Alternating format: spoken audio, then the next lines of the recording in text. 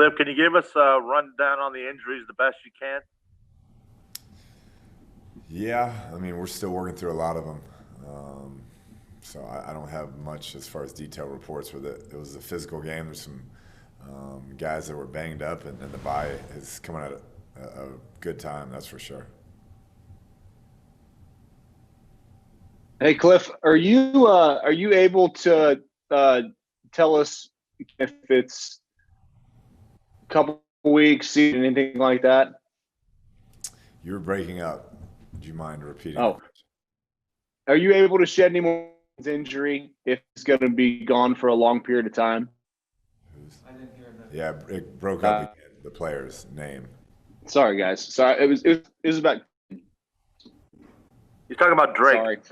Sorry, Oh, Drake. Yeah, I got you. Yeah, sorry about that. no, my bad. Yeah, we don't know yet. We'll wait and see. I mean, he was in some pain last night, but it's a wait and see deal until we get the MRI. Hey, Cliff. Kyler said that he hasn't really been in games like that before. Kind of, what did you see about his maturity, his development, and by keeping his cool and keeping his calm and winning a game like that? Yeah, I thought the poise was really impressive. I thought it was, he never got too high or too low, controlled his emotions and stayed in the moment. And we were laughing on the sideline, talking about, hey, it's just another Big 12 football game out here. And he went out there and continued to answer the bell anytime. It was a 2-minute situation. He had to make a play. He made it and had some great checks there late. Got us into some good run plays and just was really impressed by the way he carried himself the entire evening. Next up, please, Kyle, Catherine, and Darren. Cliff, if you do need somebody to help out Chase, I know you have a few different options.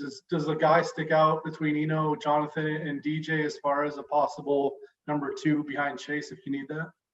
I'd say at this point it'll be a group effort. I mean, they all bring something unique, and we like all 3 guys. Obviously, that's why they're here. But I wouldn't say there's one that we're leaning towards over the other. We'll have a competition with those guys and see who practices the best, and kind of take it from there. Cliff, there were so many layers to last night's win with the divisional opponent, Seattle being undefeated, going into the bye, but to finally get a win at home over the Seahawks, I know that's something most guys on this team haven't done. So was that hitting home for guys last night in the locker room? What does that mean? It was definitely talked about throughout the week. I think it was since 2012 maybe. And so listening to Pat P or Fitz mention it definitely was on our minds. And to do it in that fashion just, I think, made it even sweeter for those guys. Hey, Cliff, a couple quick things. One, on the touchdown pass to Hopkins, it looked like Kyler, the snap came quickly. Were you guys trying to catch them unawares, or did that come a little quicker than Kyler thought? And also, was Jordan Hicks not playing down the stretch? Was that an injury, or did you guys just make a personnel choice? Yeah, that play, we stole it from Ohio State. They ran it against Michigan. You all kind of look to the side like you're getting a play, and you snap it, try to catch them off guard. They had it wide open, Ohio State. The kid dropped it, but I like the play, and it unsettles the DBs, and our guys did a great job of executing it. And obviously, it was a great throw and a great catch by Hop.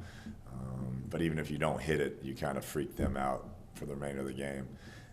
And as far as Hicks goes, it was he got a bit of an injury. Not sure the extent just yet, but that's why we made that change. Next, we've got Kevin, Mike, and Howard.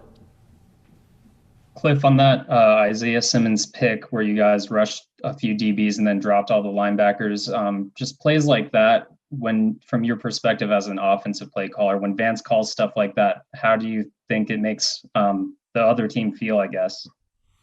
I thought that was a brilliant sequencing of calls by Vance. He'd gone zero blitz, and then it lined up and it looked like it again. And then he bailed those guys out underneath it. And so the receivers felt him bailing, and they didn't look hot, and Russ thought it was hot, it looked like, and Isaiah did a great job getting underneath it. So I thought in a crucial situation, VJ had some great calls. Cliff, when you look at Tanner Vallejo and Simmons, they're on the field in overtime. It seems like every week some other guys step up. What does that say when they get their opportunities? It just makes you very proud of them and their preparation. Tanner's a guy who he doesn't get a lot of reps in practice. We get the starters a ton of reps, and week in, week out, he knows it like he is a starter. He prepares like he's a starter, and you see that 3rd and 2. If they get that, they win the game, and he comes up, makes a solid tackle, and gets us the ball back and gives us a chance to win it. So he is a very tough football player, very instinctive linebacker, and it's just great to see him take advantage of his opportunities. Last night, Cliff, you referenced the halftime adjustments in terms of defense. And, I mean, in Seattle in the first half, obviously they were moving the ball, but they had amazing chunk plays and on first down. Is there anything specific that was done that pretty much stopped that entirely in the second half? Or is it just guys, playing a little smarter?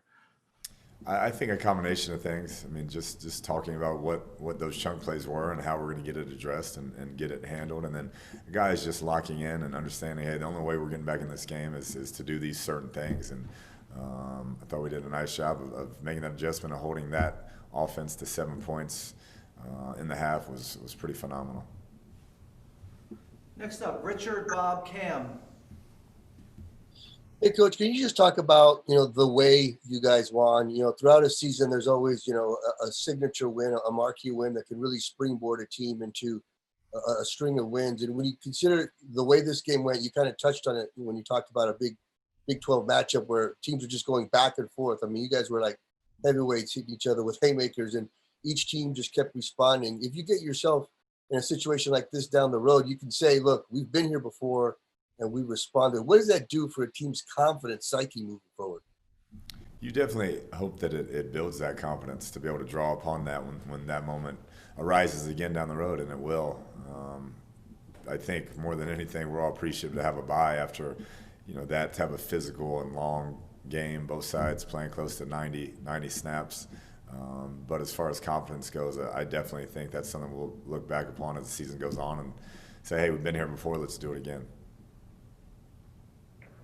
Cliff, you talked about you always want to coach to perfection, and the offense hasn't been exactly where you wanted it to be yet. Was last night an indication that you know what it can do and it needs to do it? I think it was a step in the right direction as far as the crucial moments. Anytime we needed to play, we executed at a high level and were focused and eliminated penalties, didn't turn it over, caught the ball, got out of bounds. I mean, I thought the situational football and the focus and those moments was key. There was lapses that we'd like to have back offensively, and I still don't think we've hit it like we're capable of. But when we had to have it, guys stepped up and really locked in, and that's the sign of a really good offense. Hey, Cliff, good morning. When you go back and watch the timeout field goal situation, I guess what did you learn about yourself in that moment? And Kyler said after the game that, he doesn't want to get conservative, and he told you he got you like going forward. Is that just quarterback speak, or does it mean more when you hear that from him? No, yeah, it was like I talked about last night, not a decision I wish I would have made, but I made it, and I'll learn from it moving forward. And it was good to have, Kyler talk to me about it and have Hop come up and say, hey, don't do that again. That's what you want. You want that type of relationship, that type of communication from your players. And those guys know I trust them, and we want to be aggressive moving forward. We'll wrap it up with Josh, David, and Kyle, please. Hey, Cliff, last year you talked so much about how the bye affected you and you guys didn't play well after that. Kind of what's going to be the difference this year with the bye week coming up? Yeah, I think just addressing it and understanding last year coming off the bye was the one game since I've been here that I felt we were just non-competitive. I thought we had a bad week of practice. It rolled right into Thanksgiving. I mean, it was kind of a combination of things, and we were awful against the Rams, and they kind of embarrassed us. And so just addressing and making sure guys understand we got to stay more locked in this year. We have to individually take it upon ourselves to keep the focus and stay dialed in and stay on this kind of energy that we're on right now. Hey, Cliff, this is a little bit random, but there were some pictures on social media before the game yesterday of DeAndre getting stuck in that Trump train and in traffic on I-10. Did he talk to the team at all about that, or you, or say what happened, or what was going on with that? Yeah, I don't have enough details on what may or may not have happened in that deal as of right now. Cliff, do you feel like Kyler's found a real comfort level in the pocket, knowing when to stick in it and then being decisive and leaving it when he has to? Has that reached another level the last couple games?